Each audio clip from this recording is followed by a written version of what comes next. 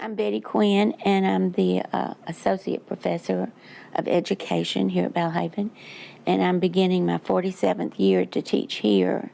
My first encounter with Belhaven was when I was 2.5. My neighbor brought me to see the singing tree, and I've seen the singing tree, every year since 1937. Which is probably some kind of record. But I came to Belhaven in 1954 as a student. I came here because I went to a very, very large high school, and I wanted to go to a small college because I'd been in such a big high school. And the truth was, every college in Mississippi gave me a scholarship because I was the top scholar in the state in 54, but remember, there weren't a lot of people then. But anyway, I chose Belhaven because I had been on the campus a lot to see things here, and because it was a small college. And originally, Belhaven was an all-girls school, but 1954 was the year they integrated and boys came. So it was always a co-ed school when I was here. But the first several years here had the feel of an all-girls school because there weren't a lot of men here. But as time went on, we got to where we had as many men here as any college does, so that was an interesting thing, to be on the ground floor of seeing the men come. Well, the campus was all white buildings. They had been built 100 years from now, and they were in that Greek Revival style.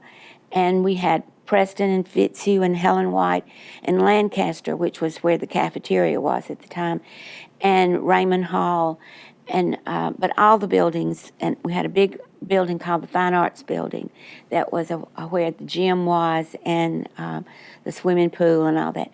But all the buildings here were white, but the campus seemed very large because the lake was bigger than it is now, and the campus, not with as many buildings, had a lot of trees and lanes. And in fact, one of the activities you could take for PE when I came to Belhaven was horseback riding, because they had a stable with horses. But the people mainly took, basketball and tennis, but they could take swimming because we had a swimming pool for a very long time.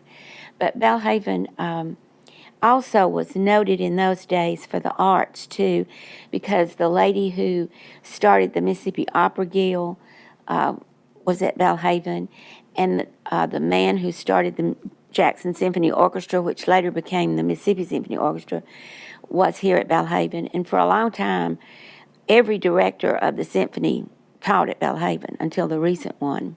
So we came to Belhaven when I was young for cultural events, because Belhaven had those here, and they had the Christmas tree, and they would have, in the springtime, they would have a maypole dance down in the bowl and have a May Queen. That was always interesting things.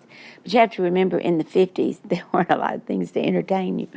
So this was a big entertainment spot for the town. The town was much smaller then. Fitzhugh, the 2 floors of Fitzhugh were residence, and 1 floor of Preston was a resident hall, and Helen White was the resident hall. And Helen White was for the freshmen and maybe a few sophomores, and then the others were for the juniors and seniors. But as Belhaven grew, Belhaven rented some space from the Baptist Hospital. The Baptist Hospital used to have a nursing program, and so some of our people stayed over in the nursing home where the student nurses stayed while they were building some of the buildings here. But after the men started coming, they had to have dormitories for them, and before they could build those, they first built the science building, which we call Irby now, Stuart C. Irby building. And that building had some classrooms, and then the upstairs had rooms for boys. It was a dorm for boys until they began to build Wells and Robinson, and then those became the dorms for boys. And one time, Raymond Hall was a dorm for boys. And then after they got the other dorms built for boys, they made Raymond Hall 4 apartments for faculty. In fact, Dr. Chestnut and his wife lived in those apartments one time over there. We had a lot of faculty that would live in those apartments till they moved to their own homes. But I used to say when I would talk to the freshmen that you can look around the campus and anything that was white was here when it was an all-girls school. And anything that is red brick was built after we became co-ed. So I just said, boys added a lot of color to the campus.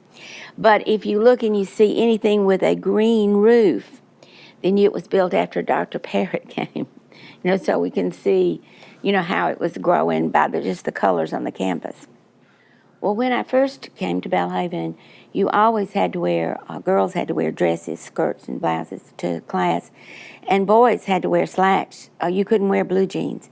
We would have a casual day, maybe on a Friday, and if you paid 50 cents, you could wear blue jeans, and that was a way to raise money for the student government.